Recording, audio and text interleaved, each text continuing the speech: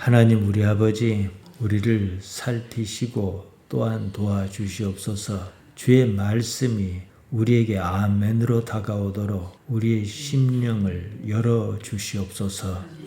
종은 다만 십자가 뒤에 감추시고 하나님께서 나타나 주시기를 예수님 이름으로 기도하옵나이다. 아멘.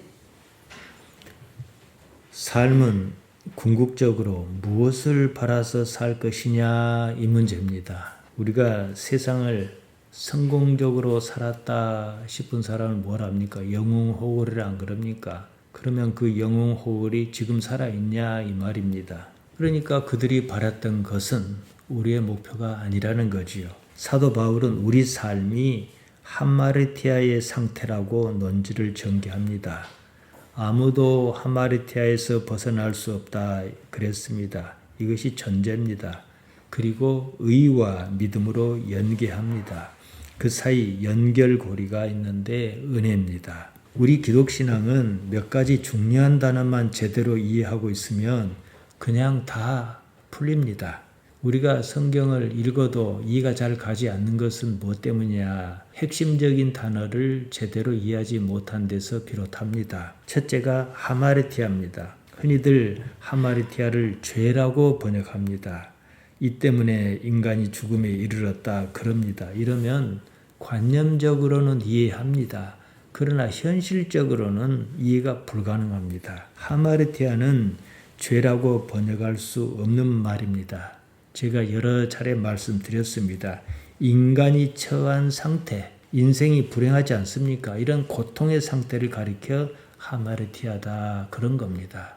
그러니까 아이들이 중고등학교 다니면서 수학을 공부하면 알 수 없는 숫자가 있어요. 이걸 미지수라 그럽니다. 그럼 미지수를 계산을 하긴 해야겠는데 알 수 없다 그러면 복잡하니까 x니 y니 이렇게 정해 놓고 그 값을 구합니다. 하마르티아가 그거예요. 불행의 원인이 뭐냐? 하마르티아라는 거예요. 그러니까 하마르티아가 무엇이냐 몰라도 상관없는 거예요. 하마르티아의 결과가 뭡니까? 죽음입니다. 불행의 끝은 죽음이거든요. 이 구조를 가만히 한번 들여다보십시오. 하마르티아로 인하여 죽음이 있다. 이런 논리가 아닙니까? 다음 주에 보겠습니다만은 로마서 6장 끝에 있는 23절에 보면 죄의 삭은 죽음이다 이랬습니다. 하마르티아의 결과가 죽음이다 이 말입니다. 그래서 하마르티아를 없이 하자. 이것이 기독신앙의 출발점입니다. 단순히 생각해서 하마르티아가 없으면 불행하지 않을 것이 아니겠습니까? 하마르티아는 죽음에 이르게 합니다. 다른 말로 고통의 원인자입니다. 하지만 우리는 하마르티아가 구체적으로 무엇인지 모릅니다. 우리 인생에 하마르티아가 왜 있는지 모릅니다. 우리가 아는 것은 당장 내가 사는 이 인생이 고통이다. 이런 사실입니다. 고통의 끝이 죽음입니다. 이러한 사실로 인하여 고통에 이어 죽음에 이르게 하는 무엇이 분명히 있다. 이렇게 추정은 가능합니다. 이런 추정치를 하마르티아라 하자 이 말입니다. 우리가 인식할 수 있는 것은요. 우리가 당장 접하는 지금 여기뿐입니다. 우리가 지금 이 시간에 예배당에 있습니다. 그러면 예배당 밖에 있는 것은 다 추정치예요. 내가 아까 집에서 세탁기를 돌리다가 왔는데 지금쯤은 세탁기가 돌고 있을 것이다. 추정치예요. 안 돌고 있을 수도 있는 것이고 다른 문제가 있을 수도 있다 이 말입니다. 지금 여기는 언제나 결과입니다. 예를 하나 들지요. 며칠 전에 밤에 그냥 바람이 많이 불고 바다가 시끄럽더라고요. 이제 예를 들자면 말이에요. 그래서 뒷날 바닷가 나가 봤더니 해안도로가 쓸려 나갔습니다. 그러면 여러분 어떻게 생각합니까? 어제 바람이 많이 불고 파도가 심하더니만은 너울이 밀려와서 해안도로를 침식했을 것이다. 이렇게 추론하지 않습니까? 저 멀리 저 산이 무너진 게 아니란 말이에요. 여기 해안도로가 무너졌습니다. 너울이 해안도로를 침식하는 장면은 여러분이 본 적이 없습니다. 해안도로가 침식했다는 결과가 내 눈앞에 있을 뿐이에요. 그러면은 엄밀히 말하면 파도가 와서 그렇게 한 것인지 누가 밤에 몰래 와갖고 그렇게 한 것인지 모른단 말이에요. 그러나 우리가 보편적 경험을 가지고 그렇게 추정한다는 거지요. 즉 현재의 결과를 가지고 과거에 무슨 일이 있었다는 사실을 추정하는 거예요. 인생이 고통입니다. 죽음이 눈앞에 있습니다. 현실이에요. 그러면은 도대체 이것이 왜 그랬겠느냐 전에 걸 추정해요. 그런데 현실은 분명한데 추정할 수 있는 근거는 없어요. 그러니까 어떻게 해요? X값이라 하자, 하마르티아라 하자, 이거예요. 고통과 죽음은 우리가 인식하는 현재 곧 결과입니다. 우리가 실제로 그러지 않습니까? 가족이 죽는 것도 보았고 친구나 이웃이 고통받는 것도 보았단 말이에요. 나의 몸도 예전 같지 않습니다. 이러저러한 방식으로 죽음을 보고 직간접적으로 경험합니다. 현실적으로 인생은 고통스럽습니다. 하지만 무엇이 죽음을 가져오는가 모릅니다. 죽음은 우리가 원하지 않는 상황일 뿐입니다. 삶이 왜 고통스러운가? 사람이 왜 죽는가? 이것은 종교적인 질문입니다. 과학은 이런 질문을 하지 않습니다. 답이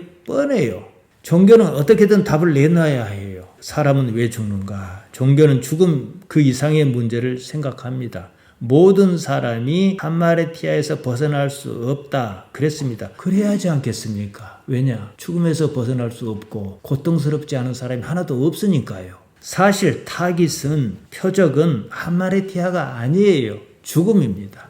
하마르티아를 백날 연구해봐야 답 안 나와요. 죽음을 이해해야 해요. 우리 기독신앙을 부활신앙이라고 합니다. 부활이란 죽음을 무시하는 거예요. 죽음을 없이 하는 겁니다. 죽음을 없이 하려면 지금 이런 삶은 아니어야 합니다. 영생이 이 문제입니다. 그렇다면 영생은 무엇이냐? 바울이 말하는 논리를 봐야 합니다. 지난 시간에 로마서 5장 21절에서 보았습니다. 이렇습니다. 이는 죄가 사망 안에서 왕노릇한 것 같이 은혜도 또한 의로 말미암아 왕노릇하여 우리 주 예수 그리스도로 말미암아 영생에 이르게 하려 함이라. 이를 알기 쉽게 설명하면 이렇습니다. 왕노릇하다 바실류어입니다. 지배하다 이 뜻입니다. 하마르티아가 죽음으로써 삶을 지배했다 이 말이에요. 그것과 마찬가지로 은혜 또한 의로서 삶을 지배해야 한다는 거예요.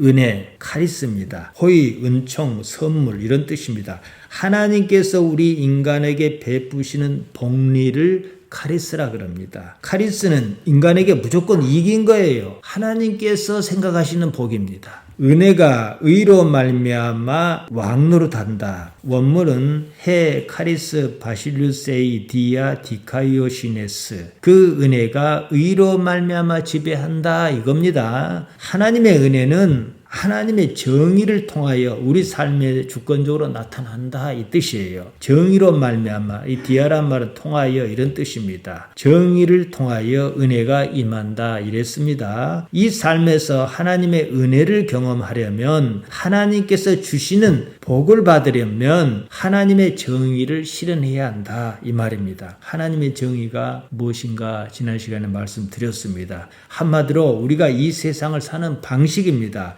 예수님께서 그것을 보여주었습니다. 예수님을 믿는단 말이 이겁니다. 하나님의 정의를 각자의 삶에서 구현하는 것이에요. 예수님께서 그러셨다는 사실입니다. 다시 말씀드립니다. 요한복음 16장 10절에 이렇게 나와 있습니다. 의에 대하여라 하면 정의에 대하여라 하면 내가 아버지께로 가니 너희가 다시 나를 보지 못함이요 이러셨습니다. 이걸 간단히 말씀드리면 내가 죽는다. 그것이 하나님의 디카이오신의 정의다 이 말씀이에요. 예수님께서 어떻게 죽으셨습니까? 십자가에 달려 죽으셨습니다. 그것이 하나님의 정의라는 거예요. 우리가 통상적으로 생각하면요. 예수님께는 십자가에 달리실 아무런 이유가 없었습니다. 당시 재판을 맡은 사람이 누구냐? 본디오 빌라도였습니다. 빌라도가 예수님을 신문했습니다. 요한복음 18장 38절에 보면 빌라도가 고소인에게 한 말이 나옵니다. 신문 결과를 이렇게 얘기해요. 빌라도가 다시 유대인들에게 나가서 이르되 나는 그에게서 아무 죄도 찾지 못하노라. 여기서 죄라는 말은 하마르티아가 아닙니다. 아이티아입니다. 그래서 성경을 번역할 때는요. 하마르티아에 맞는 말 하나만 딱 쓰고 다른 말은 거기에 맞는 말을 가장 골라가지고 하나만 딱 쓰고 이래야 이해가 쉬울 텐데 다 말이 달라요. 이래버리니까 우리가 어렵죠. 이 아이티아란 말은 원인이나 이유로 말미암은 제목 또는 혐의를 말합니다. 그러니까 빌라도가 유대인에게 다시 나와가지고 내가 이 사람을 신문해 보니까 혐의가 없더라. 무죄다. 이 말이에요. 행정역 성경은 아이티아를 폴트라고 번역했습니다. 잘못 책임이란 뜻입니다. 운동경기에서는 반칙을 가리키는 말로 쓰입니다. 예수님께는 십자가형을 받고 거기에 달려 죽을 만한 아무런 규칙 위반이 없다. 잘못이 없다. 이 말이에요. 빌라도가 이렇게 말하니까 난리가 났습니다. 예수님을 십자가에 매달아 죽이라고 아우성이었습니다. 대제사장과 서기관과 바리새인이 군중을 동원해서 그 짓을 했습니다. 하도 그러니까 빌라도가 너희에게는 유월절 전례가 있지 않느냐 이러면서 얘기를 꺼내는 거예요. 유월절에는요, 사형 선고를 받은 사람 중에 하나를 풀어주는 관습이 있었습니다. 유월절 정신을 반영한 겁니다. 누군가가 죽고 그래서 누군가가 사는 거예요. 이게 바로 유대인의 머릿속에 박혀있는 뿌리입니다. 빌라도가 유대인을 슬쩍 떠보았습니다. 요한복음 18장 39절입니다. 6월절이면 내가 너에게 한 사람을 놓아주는 전례가 있으니 그러면 너희는 내가 유대인의 왕 예수님을 비꼬면서 가리키는 거예요. 내가 유대인의 왕을 너희에게 놓아주기를 원하느냐? 이러니까 그들이 거절했어요. 요한복음 18장 40절입니다. 그들이 또 소리질러 이르되 이 사람이 아니라 바라바라 하니 바라바는 강도였더라 그랬습니다. 아무런 잘못이 없는 예수님을 십자가에 매달아 죽였습니다. 오히려 잘못이 있는 바라바가 풀려났습니다. 그들은 예수님에게서 유월절 전례에 따라 풀려날 수 있는 기회조차도 허용치 않았습니다. 이것이 하나님의 정의라는 거예요. 여러분 이해하겠습니까? 예수님은 아무런 잘못이 없습니다. 그런데도 십자가형을 받고 죽었습니다. 이것이 하나님의 디카이오 시네라 이 말이에요. 여러분 정도면 이해할 수 있어야 해요. 교회는 이런 걸 도무지 이해할 생각이 없었습니다. 나의 하마르티아 때문에 예수님께서 십자가에 달려 돌아가셨다 그랬습니다. 나도 모르고 너도 모르는 말을 가지고 회중을 겁박합니다. 단지 무엇이 있다 이 정도밖에는 몰라요. 관념적 이해입니다. 바울조차도 그런 면이 있습니다. 그래도 바울은 이해가 갑니다. 유대인이었습니다. 유대인에게는요, 이런 대속의 개념이 머릿속을 가득 메우고 있습니다. 유월절 어린 양이란 말이 무엇이겠습니까? 그 말은 우리 민족에게는요, 단군 신화와 같은 거예요. 암곰이 쑥과 마른을 먹고 사람으로 환생해서 단군을 낳았다 그러지 않습니까? 그 말은요, 현실이 그렇다는 게 아니고 관념적으로 이해할 수 있는 거예요. 거기서 의미만 추출하는 거란 말이지요.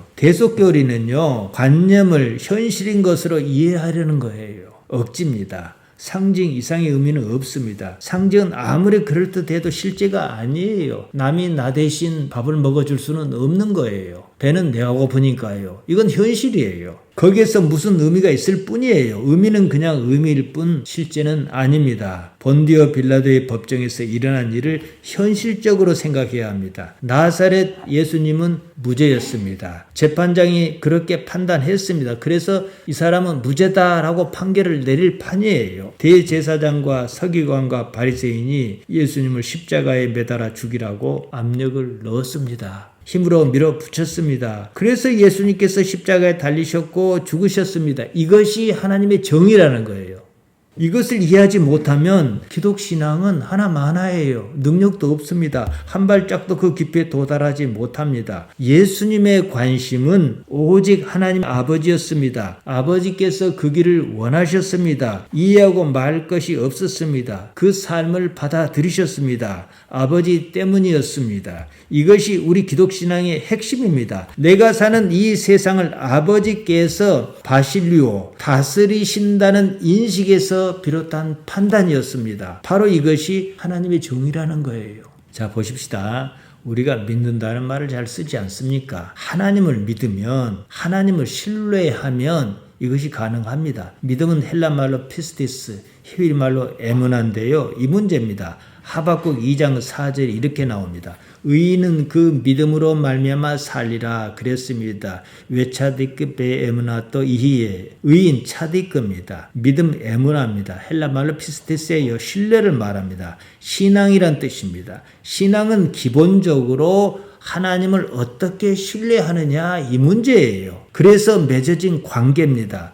무엇을 이루기 원하고 말고 이런 것이 아닙니다. 하나님을 신뢰하고 진정으로 바라면 카리스, 하나님께 주시는 은혜가 임합니다. 하나님께서 은혜로 응답하십니다. 카리스를 보통 은혜라고 번역해요. 사실 그 의미는 복리, 복과 이익을 뜻합니다. 하나님과 관계하는 그 자체가 이익이다, 복이다 이 말이에요. 그 복이 어떻게 이루어지는가에 대해서 나의 판단은 필요하지 않습니다. 오히려 적극적으로 판단하지 말아야 합니다. 판단했다면 나사렛 그분은 십자가를 지지 않았어야 합니다. 겟세마네 동산에서 충분히 피할 기회가 있었습니다. 세상 임금은 복을 자기가 판단합니다. 예수님께서 요한복음 16장 11절에서 그 말씀을 하셨습니다. 심판에 대하여라면 이 세상 임금이 심판을 받았음이라 이러셨습니다. 심판이나 판단이나 같은 말입니다. 크리시스예요. 동사로 크리노입니다. 그 판단이 자기를 심판한다는 거예요.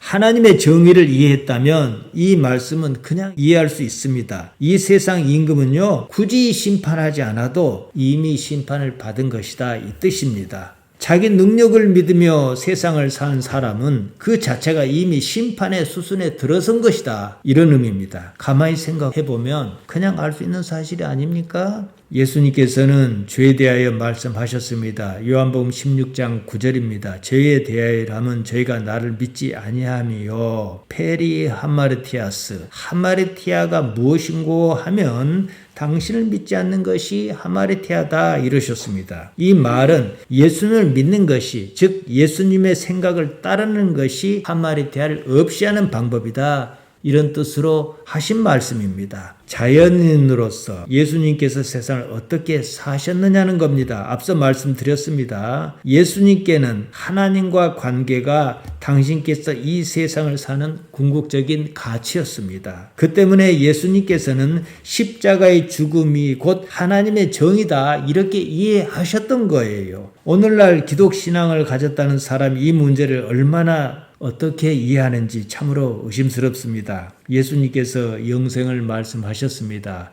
요한복음 17장 3절입니다. 영생은 곧 유일하신 참 하나님과 그의 보내신 자 예수 그리스도를 아는 것이니이다 이렇게 말씀하셨습니다. 이 말씀은 한마디로 이렇습니다.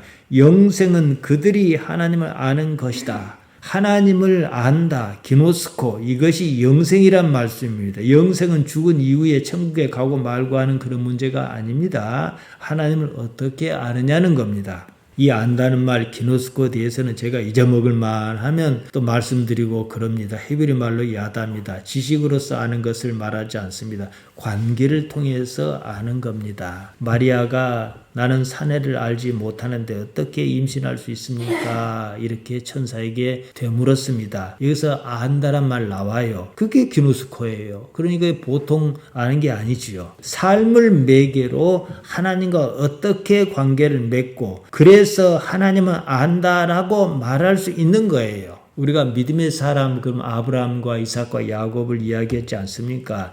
이들이 하나님을 안다 그러면 그 느낌이 다가오지 않습니까? 그들이 평생에 걸쳐 어떻게 살았는가 이 문제입니다.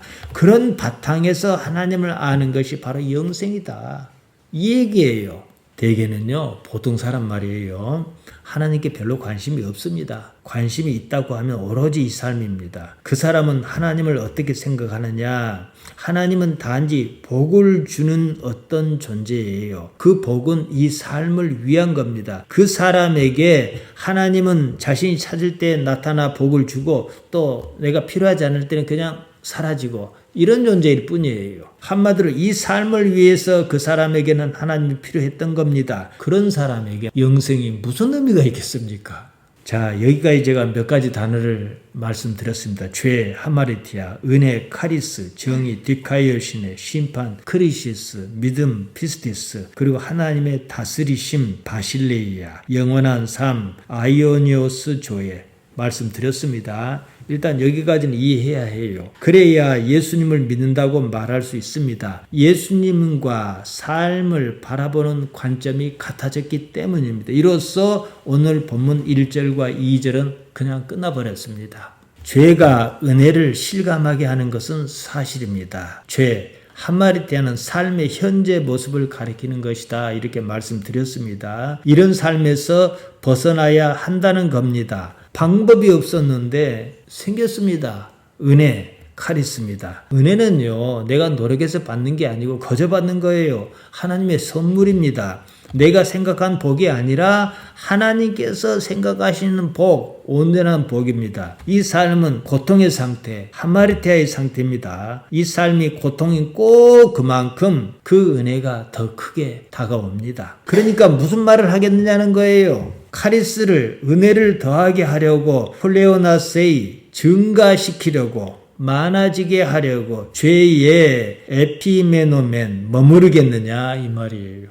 그럴 수 없다. 지금 그러지 않습니까? 예수를 믿은 우리는 하마르티아에 대해서 에피다노멘 죽었다 그랬습니다. 그러니까 이제는 더 이상 하마르티아 가운데 살지 않아야 한다는 거예요. 그럴 이유가 없어야 한다는 거예요. 안 그래도 살 수 있다는 확신을 가져야 하는 겁니다. 그리고 그 방법을 얘기합니다. 3절에서 4절입니다. 여기서 바울은 예수님을 믿는단 말이 무엇인가 분명하게 밝힙니다. 우리가 세례를 받았습니다. 세례라는 말은 한자 그대로 하면 씻는 의식이에요. 근데 원래 말은 밥티스마입니다. 동사로 쓰면 밥티조인데 물에 담그는 거예요. 그래서 우리가 통상적으로 세례란 말을 씁니다만은 문자 그대로 하면 침례가 맞습니다. 그래서 침례교회는 그렇게 합니다. 예수님께서도 그렇게 침례를 받으셨습니다. 2절에 나온 것처럼 하마르티아에 대하여 아페다노멘 죽었다 이 뜻이에요. 물에 푹 담궈버리면 어떻게 합니까? 죽잖아요. 그러니까 죽기 전에 끄집어내잖아요. 끄집어내고 어떻게 하냐? 이제 어떻게 살아라고요? 죽었다 그러고 살아라는 거예요. 이게 세례예요. 문제는 다들 전혀 안 죽었다는 겁니다. 죽기를 거부합니다. 예수님과 합할 생각이 없습니다. 이 합하다는 말이 나오는데 에이스입니다. 들어갔다 이 말이에요. 3절 원문에서 에이스는 2번 나옵니다. 예수님과 합하여 세례를 받았고, 그러니까 예수님께서 물에 푹 잠기신 것처럼 우리도 그렇게 했다는 거예요. 그리고 예수님의 죽으심으로 합하여 세례를 받았다 이랬습니다. 말이 조금 이상합니다만 어쨌든 원문에는 이렇게 에이스가 2번 나옵니다. 세례를 통하여 예수님의 사심과 죽으심에 들어갔다 이 말이에요. 그러려고 세례를 받은 것이다 이 말입니다. 나는 죽었다. 이제 나는 죽은 사람으로 살아야겠다라고 해서 세례를 받았다는 거예요. 그것을 알지 못하느냐? 그것을 모르냐? 질문합니다. 모르고 있으니까 그렇게 얘기한 거지요. 로마 교회 너희들 봐라. 그걸 모르고 있냐? 얘기지 않습니까? 로마 교회는 그렇다 치고 오늘 한국 교회가 어떻습니까? 대개는 세례만 받았지 전혀 안 죽었습니다. 예수님께 에이스 들어가지 않고 주변에만 머뭇거립니다. 그러면 4절에 나오듯이 새 생명 가운데서 행하게 하시려는 하나님의 의도에 걸맞지 않습니다. 새 생명 가운데 생하다, 엔카이노테티, 조에스, 페리파테소멘, 새로운 삶 안에서 두루 다닌다 이 뜻입니다. 이전의 삶과는 다른 새로운 삶으로 사는 거예요. 예수를 믿어 이전과는 다른 삶을 사느냐는 거예요. 자, 우리가 우리로 돌아와 봅시다.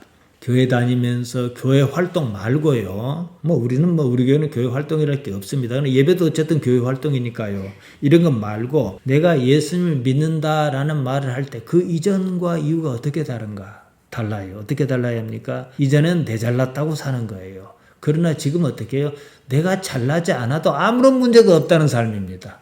앞서 제가 예수님의 십자가 사건을 말씀드렸습니다. 예수님께는 십자가형을 받고 죽어야 할 아무런 잘못이 없었습니다. 삶이 그러함에도 불구하고 그조차도 하나님의 바실레이아, 하나님의 지배 아래 있다는 사실을 나사렛 그분은 인식하고 계셨다는 거예요. 예수님의 세례는, 예수님의 침례는 당신의 삶에서 하나님의 주권을 인정하는 의도적 사건이었다는 거예요. 그래서 세례 요한에게 요단강에서 세례를 받으신 겁니다. 나는 죽었다 이것입니다. 다들 그렇게 사느냐는 거예요. 교회를 통하여 자기를 이루고 싶어 합니다. 이 문제는 의외로 심각합니다. 자기가 하고 싶은 것을 어떻게든 이루려고 합니다.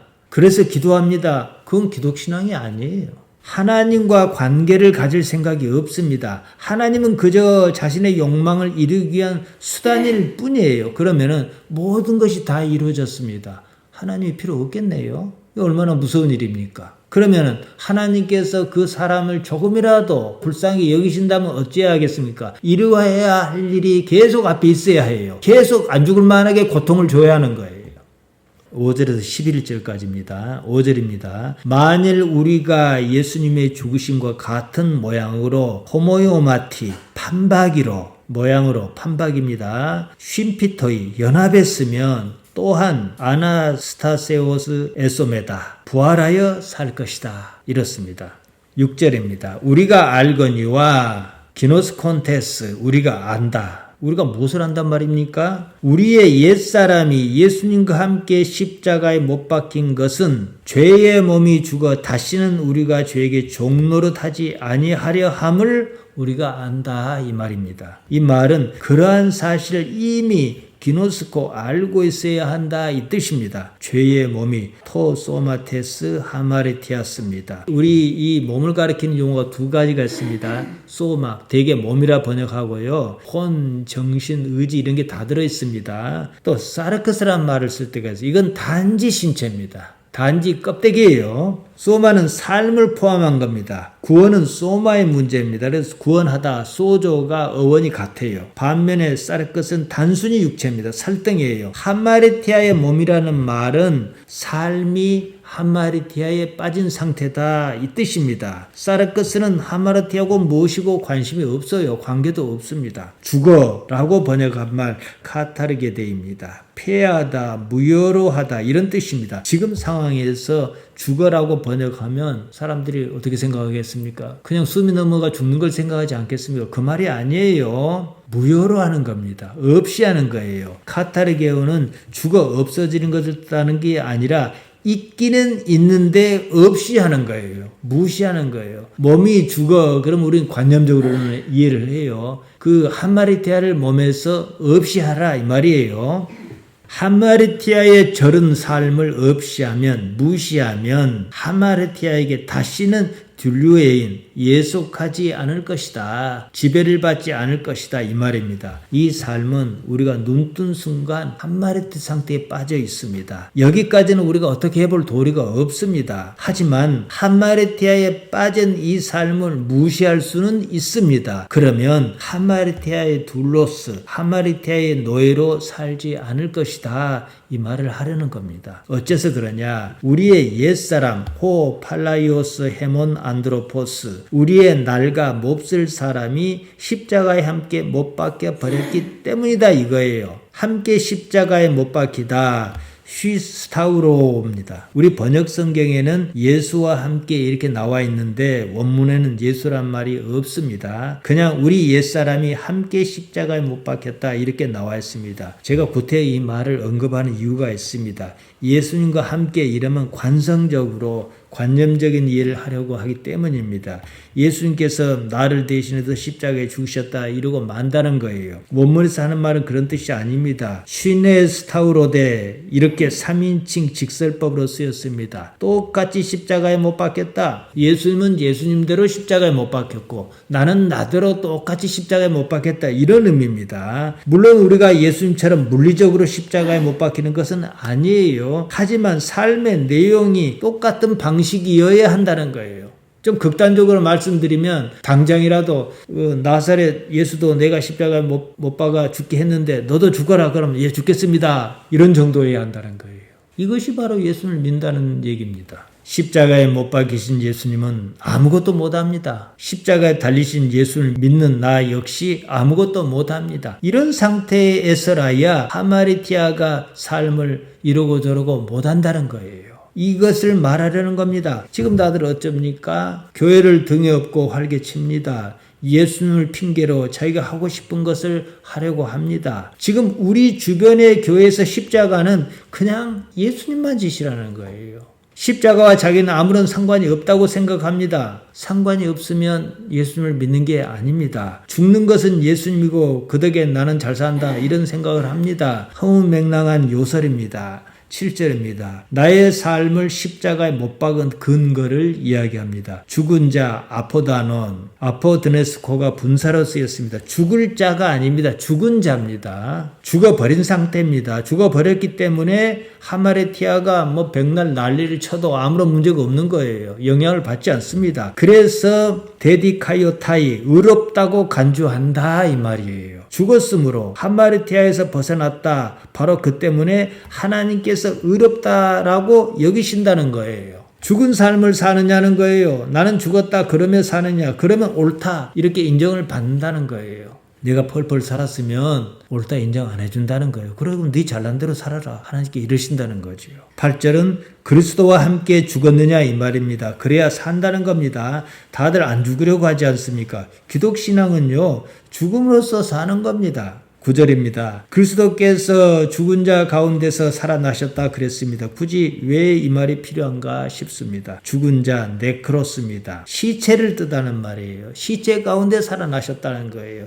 완전히 죽었다. 완전한 절망 가운데 살아난 것을 얘기합니다. 하나님의 능력이 그렇다는 거예요. 그러니까 우리가 완전히 죽어도 문제가 없다. 이 말씀이에요. 하나님의 능력으로 살겠다면 시체와 같은 상태여야 합니다. 완전히 죽어야 합니다. 죽음에서 살아난 사람에게 죽음이 다시는 그를 주장하지 못할 것이 아니겠습니까? 주장하다 퀴리오입니다. 주인으로 행세하는 것을 말합니다. 그래 주님 그러지 않습니까? 그 퀴리오스라 하지 않습니까? 8절과 9절에서는 예수님을 한사코 크리스토스라고 이야기합니다. 예수님께서 하신 일, 자격에 초점을 맞춘 말입니다. 크리토스는 크리오에서 온 말입니다. 크리오, 기름을 붓다 이 뜻입니다. 유대인에게 머리에 기름을 붓는 일은 하나님께서 택하셨다 이런 의식 행위입니다. 그래서 크리스토스 그러면은 구세주라 이 말은 히브리 말로 미시아인데 그냥 기름 부음을 받은 사람이다 이 뜻이에요. 왕입니다. 유대인이 기다리던 그 사람이다 이런 뜻이에요. 그래서 일부러 그 말을 쓴 것 같아요. 10절에서 죄 역시 한마디합니다. 예수님께서 살아계심은 하나님께 대하여 살아계심이다 이랬습니다. 죄에 대하여는 죽고 하나님께 대하여는 살았다. 이게 무슨 말이겠습니까? 죄에 대하여는 아무런 반응이 없다가도 하나님께 대하여는 그냥 반응이 있다 이 말입니다. 다시 상기합니다. 한 말에 대한 이 삶, 몸의 삶이 처한 상태를 뜻하는 말입니다. 이 삶에 소망을 두지 않으면 하마레티아가 영향력을 행사하지 못합니다. 하나님께 관심이 있느냐, 하나님을 삶의 목표로 하느냐 이 문제예요. 11절 역시 마찬가지입니다. 10절을 조금 더 확장합니다. 예수 그리스도 안에서 하나님께 대하여 이랬습니다.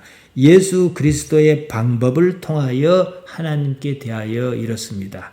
하나님을 믿는 것과 예수님을 믿는 것은 다릅니다. 아브라함이 하나님을 믿었습니다. 아브라함이 예수님을 믿었습니까? 예수님께서 태어나셔야 믿든지 말든지 할 것 아니겠습니까? 아무튼 아브라함이 하나님을 믿었어요. 하나님께서 그걸 의로 여기셨다고 창세기 15장 6절에 나옵니다. 쉬운 일 아니에요. 무슨 강력한 끌림 같은 것이 없이는 불가능한 일입니다. 아무튼 아브라함이 하나님을 믿었는데 그 믿음을 하나님께서 의로 여기셨다 그럽니다. 여기서 믿다란 말 아만입니다. 우리가 기도할 때 아멘 하지 않습니까? 똑같은 말이에요. 하나님께 충실한 겁니다. 충실하다 이 뜻이에요. 아브라함이 하나님께 충실했다는 말이 뭐겠습니까? 그것이 어떻게 가능했는지 모르지만 아무튼 아브라함은 삶을 하나님께 내맡겼다 이 말이에요. 그것이 바로 체닥하다 이것입니다. 그럴지라도 그것은 아브라함의 아주 개인적인 일일 수밖에 없습니다. 우리가 그 속을 알 수는 없어요. 무엇을 어떤 경우를 가지고 하나님께서 역사하셨다 할 것인지 우리로서는 파악하기 어렵습니다. 예수님의 경우는 다릅니다. 매우 구체적입니다. 삶을 어떻게 내맡기셨는지 우리가 역사와 성경 기록을 통해서 봅니다. 그만큼 달라요. 그만큼 쉽지 어떻게 보면요. 지금 이 삶으로 자기를 이루려 하지 않은 것입니다. 자기 부정입니다. 십자가가 그것입니다. 이 삶은 하마르티아의 세상이에요. 하마르티아가 주관하지 못하게 하는 삶이어야 합니다. 하마르티아에 대하여 죽은 자로 사는 것, 이 삶에 대하여 죽은 자로 사는 것이 바로 하나님께 대하여 산 자로 사는 것입니다. 12절입니다. 죄가 죽을 몸을 지배하지 못하게 하여 몸의 사육에 순종하지 말라 이랬습니다. 죄 여전히 하마르티아입니다. 몸 소마입니다. 소마가 죽지 않게 하라. 사르크스 아닙니다. 소마는 삶을 사는 주체입니다. 사르크스는 그냥 삶의 거적대기입니다. 사욕, 에피디미아입니다. 욕망을 말합니다. 순종하다, 휘파우코입니다. 따른다 이 뜻이에요. 삶에는 죽음이 닥칩니다. 그때 사르크스는 죽더라도 소마는 죽지 않게 하라는 거예요. 영생은 이런 육체, 사르크스로 하는 게 아니라 영생은 소마, 몸으로 하는 겁니다. 하마르티아가 삶을 지배하면 죽을 수밖에 없다. 소마가 욕망을 좇을 때 하마르티아의 지배를 받는 삶을 살 수밖에 없다 이 얘기입니다. 지난 시간에 욕망의 문제를 말씀드렸습니다. 욕망은 삶의 동력입니다. 욕망이란 말은 몸의 욕망이에요. 살자니까 있는 욕망이에요. 근데 이게 참 역설적이에요. 욕망에 충실하면 결국은 하마리테아가 지배하는 삶에 빠질 수밖에 없다는 거예요. 그러면 소마가 살아나지 못합니다. 그러니까 욕망이 목표인 삶이 아니라, 욕망은 있을지라도 욕망이 목표인 삶이 아니라 하나님이 목표인 삶을 사는가, 이것을 생각해야 한다는 거예요. 13절입니다. 지체라는 말이 나옵니다. 멜로스입니다. 신체의 일부를 말합니다. 손발로 하마리테의 요구를 이루지 말라, 이 뜻입니다. 손발로 하나님의 정의 디카이오 시네를 이루라, 이 말 아니겠습니까? 여러분이 예배당에 뭘로 왔습니까? 발로 오지 않았습니까?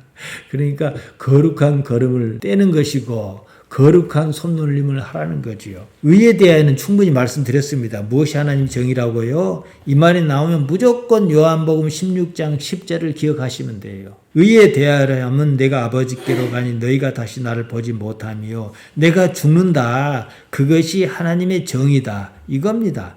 힘을 빼고 삶을 받아들이라는 거예요. 왜냐? 이 삶은 내가 생각하지 않아도 하나님께서 지배하시는 세상이라는 거예요. 그러니까 뒤집어서 내가 하나님께서 어떻게 살아 계시는지를 도무지 알지 못하겠다 그러면 삶을 가만히 들여다보면서 내 입맛에는 안 맞더라도 이 세상을 하나님께 창조하셨으니까 하나님께 이 세상을 다스리실 것이 아니냐, 이런 생각을 가지고 삶을 받아들이다 보면 하나님을 알아낼 수 있다는 거예요. 하나님을 알아낸 사람이 세상을 또 어찌 살겠습니까? 힘을 빼고 삶을 받아들이는 거예요.